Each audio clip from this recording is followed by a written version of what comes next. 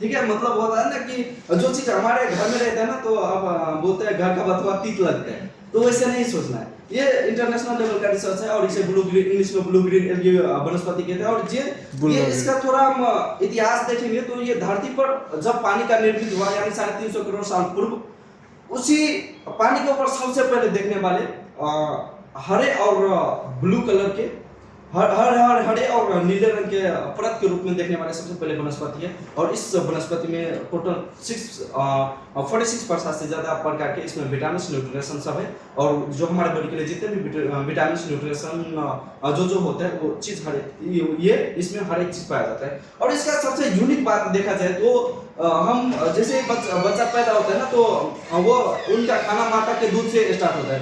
पर अभी के समय में देखा जाए तो ये टॉक्सिन्स की वजह से माता के दूध में भी ऑक्सीटोसिन, अनोसल्फान, क्लोरोफेरेसिस जैसे विषैले तत्व सब मिल पा रहे हैं। तो हम समझ सकते थे कि पहले के समय में जो व्यक्ति 120 साल 150 साल तक जीता था, आज उनका आयु 60 साल हो गया है, 70 साल हो गया। तो समझ सकते हैं कि जो एक बच्चे को जन्म देती है एक माँ और उनको जो दूध पिलाती है, तो उसमें विषैले तत्व सब पाया जा रहा है। ऑक्सीटोसिन, अनोसल्फान, क्लोरोफेरेसिस जैसे विषैले तत्व सब पाया जा रहा है। तो सोच सकते हैं उस एक बच्चे को जन्मते उसे जहर जब दिया जा रहा है तो उसका आयु कितना हो सकता है। और यही सबसे मुख्य रीजन है हमें अपने बच्चे को और खुद को ये चीज यूज कराना चाहिए। और माता को दूध पिलाने के बाद उसमें GLA होता है, गामा लेनोलेनिक एसिड बोलते हैं उसे, जिसे पिलाने के बाद बच्चे के शरीर में जो बोलते हैं ना, उसे क्या बोलते हैं, रोग प्रतिरोधात्मक क्षमता, वो बूस्ट करते हैं और रोगों से लड़ने का क्षमता बढ़ाता है। तो सिर्फ माता के दूध में और स्पारुलिना में GLA पाया जाता है। और बाजार में हम एक आयरन का चक्की भी लेने जाएंगे ना, आयरन का चक्की फिर भी 58 की है, आप सर्च कर लेना है गूगल उस पे क्रोम पे गूगल पे सर्च कर लेना। एक आयरन का GLA का कैप्सूल होता है, वो ना 56 रियाल का पड़ता है, वो सिर्फ 2-4 पत्ते का। तो उसके हिसाब से हमें 97 बहुत ही कम है। और सिर्फ उसमें GLA नहीं हो, इसमें सिर्फ GLA नहीं है, बहुत है। जैसे कि देखा जाए तो protein, amino acid, iron, magnesium, beta carotene, vitamin B12, vitamin B1, B2, B3 और बहुत सारे ऐसे विटामिन से मिनरल्स है जो इसमें पाया जाता है।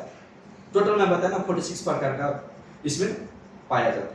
और ये 100% अमेरिकन डॉक्टर रेगनर बर्गर के अनुसंधान ने दिखाया था कि हमें बॉडी में 80% क्षारीय खाना चाहिए, अल्कलाइन खाना चाहिए, और सिर्फ 20% एसिडिटी खाना, अम्लीय खाना चाहिए।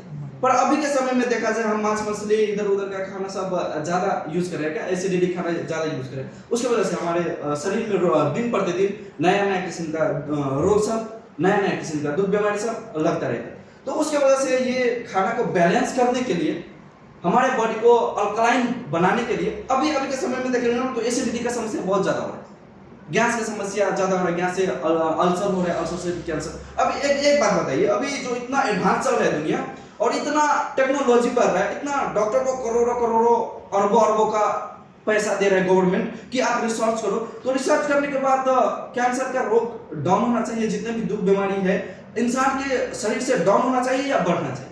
डाउन होना चाहिए। पर अभी के समय में देखेंगे तो ज्यादा ही हो रहा है।